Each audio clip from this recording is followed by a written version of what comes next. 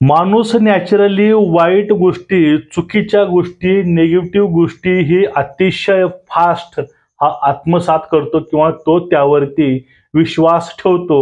हा माणसाचा गुण आहे. मी काल आमच्या गावामध्ये आलोय. गावाकडेच आहे 2 दिवस झालं. त्यामध्ये गावाकडे जी काही गावाकडची लोकं ह्या बातम्या पाहतात, त्यातनं काही जणांचे मला प्रश्न होते. कारण मी जास्ती करून या विषयावरती भाष्य करतो, की शासनानं फसवलंय. तर शासनानं हातावरती तुरी दिल्या आहेत किंवा ह्या चॅनलवरच्या लोकांनी हे सांगितलं, त्यांनी ते सांगितलंय. लोक सगळं याच व्हायरल गोष्टीकडे बघतात आणि त्या व्हायरल गोष्टी पसरवते कोण? चाय बिस्कुटवाले. म्हणजे ह्या गोष्टी कसं लोक आत्मसात करतात, चुकीच्या गोष्टीकडे कसे लोक आकर्षित होतात.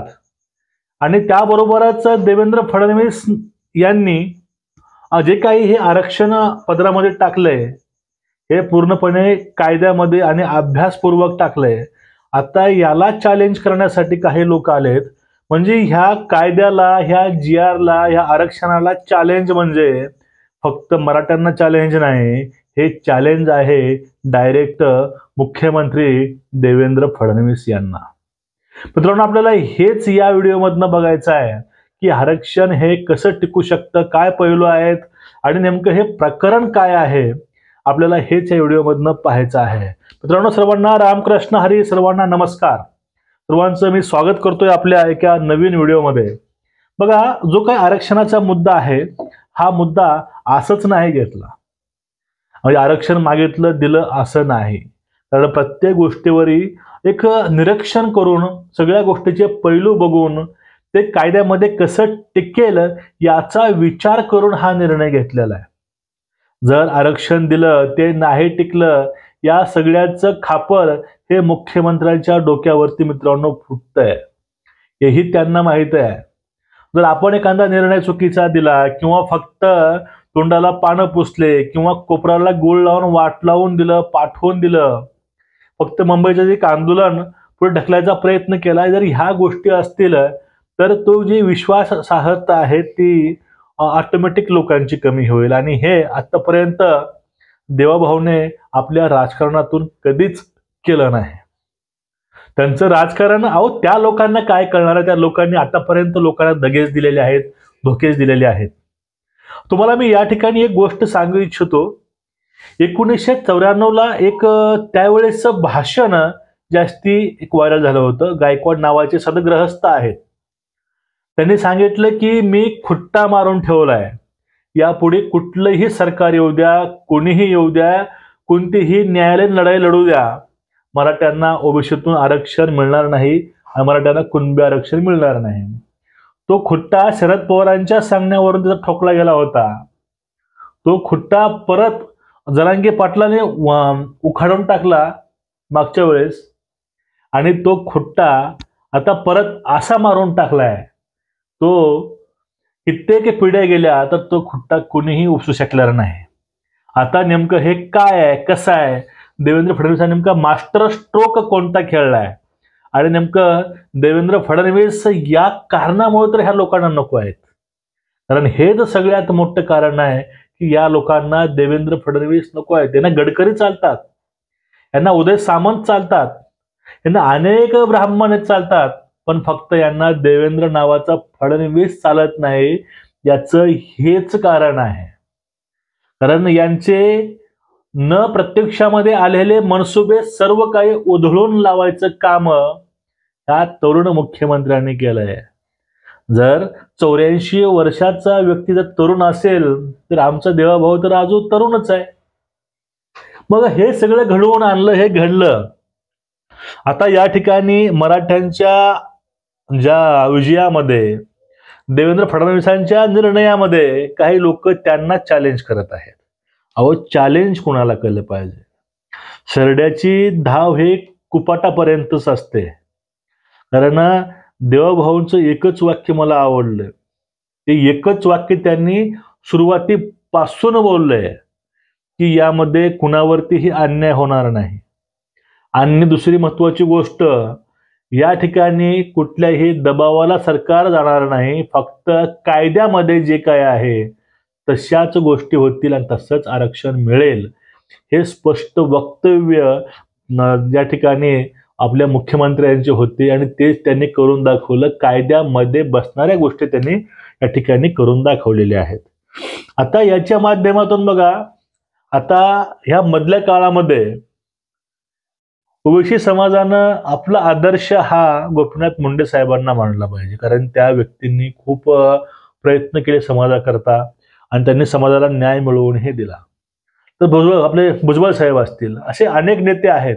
पण या ठिकाणी धनगर समाजाचा एक सगळ्यात महत्त्वाचा प्रश्न प्रलंबित असताना फक्त ओबीसीला चिथावणीखोर भाषणं देऊन एक सरकार विरोधामध्ये काहीतरी गोष्टी भरवून त्यांच्यासाठी वापर करणारे हाके साहेब जे आहेत, याचं जे काही आता जी काही भूमिका चाललेली आहे ही मला थोडीशी संशयास्पद मित्रांनो वाटते.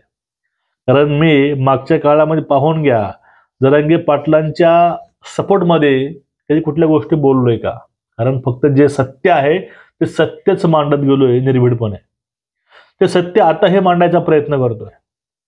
आता हे लोक देवेंद्र फडणवीसांना चॅलेंज करत आहेत. जरांगे पाटलाचा इथं रोल संपला, त्यांनी आंदोलन उभारलं, त्यांनी आंदोलन छेडलं, सरकारनं त्यांचं आंदोलन मान्य केलं, त्यांच्या अटी मान्य केल्या, तेही कायद्यामध्ये राहून. इथं यांचा रोल संपला.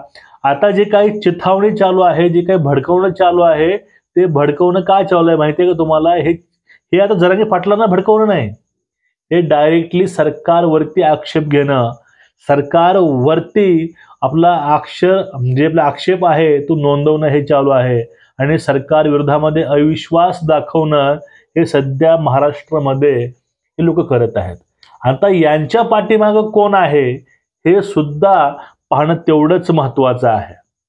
यांना सपोर्ट कोण करतंय सरकारच्या विरोधामध्ये उभा करायला? म्हणजे हे अशाच गोष्टी आयुष्यभर पिढ्या चालू ठेवायच्या आहेत का, हे महत्वाचं आहे. आता जो मुद्दा आहे तो मुद्दा म्हणजे माझा व्हिडिओ हा प्रत्येक लोकांपर्यंत मित्रांनो पोहोचवायचं काम करा, कारण लोकांपर्यंत खरी माहिती पोहोचली पाहिजे. कारण आरक्षण देऊन सुद्धा, आरक्षण मिळून सुद्धा परत त्याच माणसावरती लोक टीका करत आहेत, हे किती दुर्दैव आहे मोठं. त्यांना आपल्याला दिलंय त्यांच्याविषयी देऊन सुद्धा आपण वाईट साईड बोलतो, किती दुर्भाग्य वाटतं आपलं स्वतःचं. बघा, एक माहिती फिरत आहे व्हॉट्सअपवरती.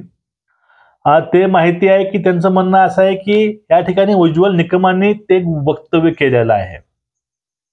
पण ते वक्तव्याचा जर आपण शहानिशा करून तर त्याचा पूर्ण अर्थ समजून घेतला तर हेच समजून येईल की या ठिकाणी देवाभाऊनं जो खुट्टा मारलाय तो 1994 पेक्षा सुद्धा भयंकर आहे.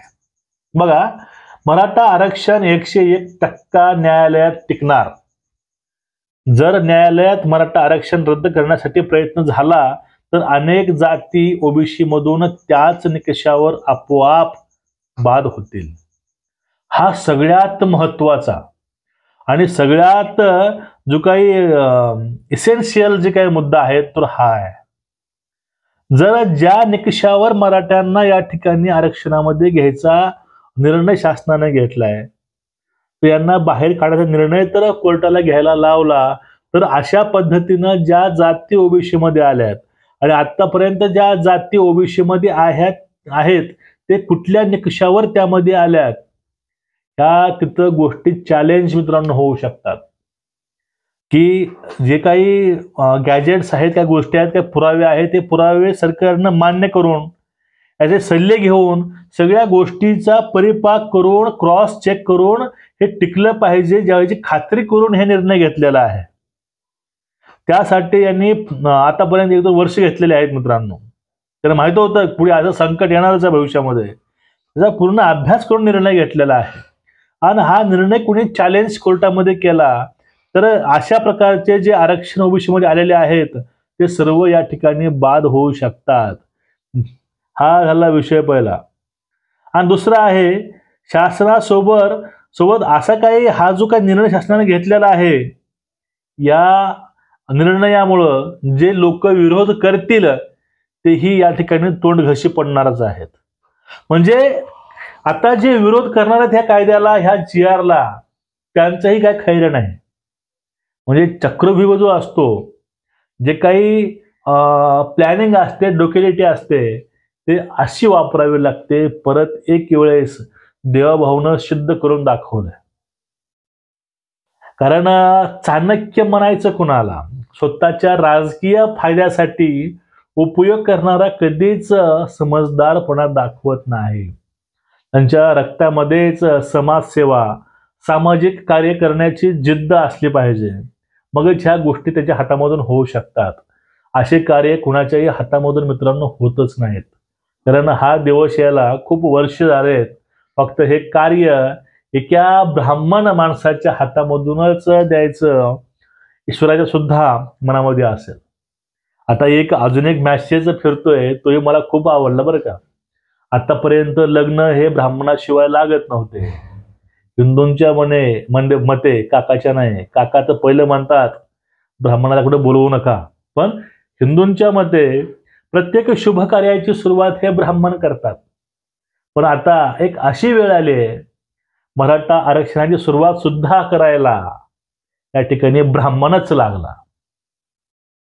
त्यांना कळलं. म्हणजे देण्याची दानत हे माणसाकडे असले पाहिजे. त्या कुळामधील, त्या वंशामधील कितीही लोक असून काही फायदा नाही. ते कधीच आपल्यासाठी ह्या मैदानामध्ये लोकांचा रोष, लोकांचा राग सहन करायला उतरले नाहीत. ते फक्त सोयीचं राजकारण करून निघून गेलेत. पण या व्यक्तीनं सगळं काही निमूटपणे सहन केलं आणि हा दिवस तुमच्या समोर आणलाय, तेही कुणावरतीही अन्याय न करता. त्यामुळे त्या व्यक्तीसाठी मित्रांनो एक वेळेस खाली कमेंट करा आणि व्हिडिओ जास्तीत जास्त लोकांपर्यंत पोहोचवायचा हे प्रयत्न करा. कारण तो खुट्टा उपसून परत दुसरा एक खुट्टी तिथं रवली गेली आहे. ती खुट्टी कोणीही काढू शकत नाही. त्या खुट्टी मागं संयम, शांती, निर्भीडपणा आणि समाजकारण हाच हेतू आहे. हे सगळ्यात महत्त्वाचं आहे. तुमचं मत खाली नक्कीच नोंदवा आणि आपल्या मुख्यमंत्र्यासाठी सर्वांनी एक वेळेस लाईक आणि व्हिडिओ शेअर करत चला. उद्या भेटूया परत एका नवीन विषयासोबत. तोपर्यंत सर्वांना रामकृष्ण हरी. जय शिवराय, जय महाराष्ट्र, वंदे मातरम.